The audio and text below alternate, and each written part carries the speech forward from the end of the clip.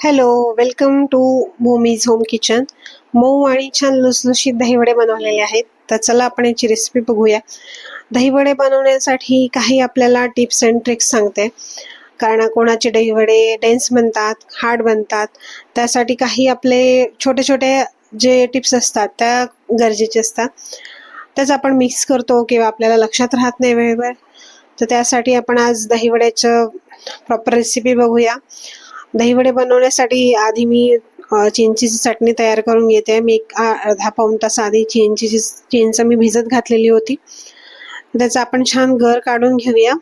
आपल्याला जेवढा काढता येईल तेवढा पूर्ण काढायचा, वाया काही जाऊ द्यायचं नाही. आणि 1 पाऊण वाटी मी खजूर पण भिजत घातलेले होते. ते पण मी आता चिंचेच्या गरामध्ये भिजत घालते आहे. थोडा 15 ते 20 मिनिटं छान आपण त्यात मुरू देऊया खजूर. आणि खजूर मुरल्यानंतर आपण छान ते मिक्सरला वाटून घेऊया. आणि मिक्सरला वाटल्यानंतर आपण त्या पॅनमध्ये घालूयात. पॅनमध्ये बघू शकता की पॅनमध्ये पूर्ण मिक्सर जे वाटण होतं पूर्ण चिंचेचं ते पूर्ण घातलेलं आहे. आणि हळूहळू करून त्याला आपल्याला थोडं दाटसरपणा आणायचं आहे, थोडं थिक बनवायचं आहे. तर चिंचेची चटणी बनवण्यासाठी काही मी तुम्ही साधी पण बनवू शकता, गूळ आणि चिंचेची घालून. खजूर नाही घातले तरी चालेल, जशी तुम्हाला आवडते तशी. पण मी थोडं मला हवी तशी बनवते. तर आपण सर्वात प्रथम त्यात गूळ घालूया. आणि अर्धा पाऊण वाटी मी साधा गूळ घातलेला आहे आणि अर्धा वाटी मी आल्याचा गूळ घातलेला. माझ्याकडे आल्याचा गूळ आहे तर तो घातलेला आहे.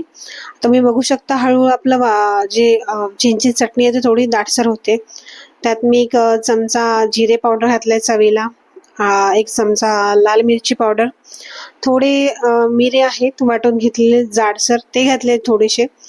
आणि एक सुंदर दिसण्यासाठी आपली चटणी थोडे मगज बी घातले आहे. तुम्ही बघू शकता आपली चटणी छान अशी दाटसर तयार झालेली आहे आणि अगदी चकचकीत चमचमीत दिसते आहे.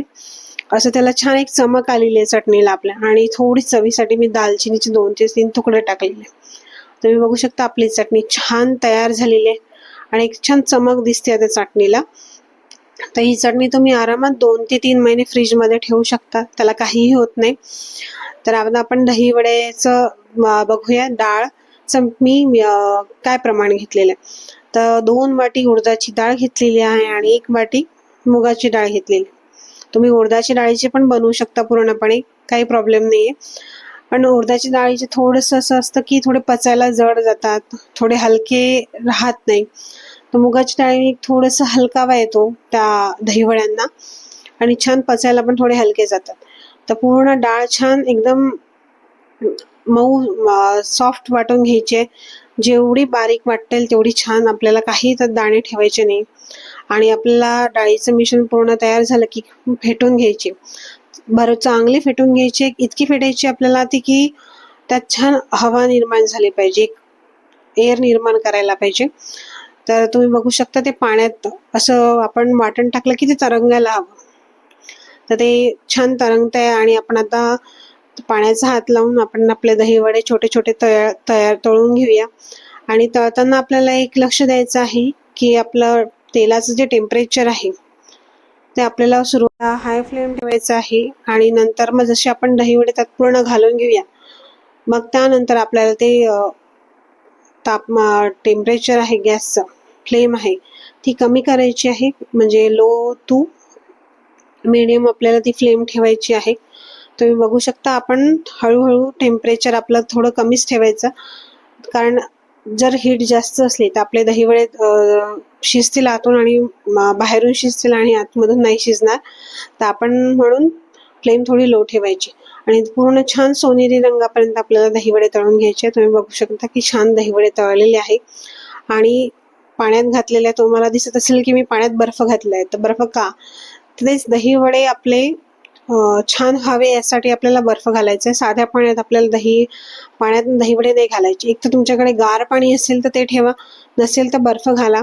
त्याच्यामुळे दहीवडे जे आहे ते एकदम सॉफ्ट आणि स्पॉन्जी बनतात थंड पाण्यामुळे. कारण आपण ते दहीवडे जे गरम असतात ना, त्यांनी पाण्याचं टेम्परेचर वाढतं आणि गरम होत जातं, त्यामुळे दहीवडे थोडे डेन्स होतात. त्याच्यासाठी आपल्याला बर्फ घालणं आवश्यक आहे. तर आता आपण दही तयार करून घेऊया. दही फेटून घेऊया छान. त्यात मी 3 ते 4 चमचे साखर घातलेली आहे आणि आता आपण त्यात थोडं जितकं फेटून घेता येईल छान तितकं फेटून घेऊया आणि आपण त्यात थोडं 1 ते 1.5 चमचा मीठ घालते आहे. दही वड्यासाठी दही पण तितकंच महत्त्वाचं असतं जितकं चटणी किंवा वडे छान तळले गेले पाहिजे तितकंच दही पण छान आपल्याला गोडसर हवं असतं. आता तुम्ही बघू शकता की आपले दही वडे छान पाण्यातून मी काढलेले आहे आणि छान सॉफ्ट झालेले आहे. आता ते दही वडे मी थोडे हळूहळू करून दह्यात घालते आहे.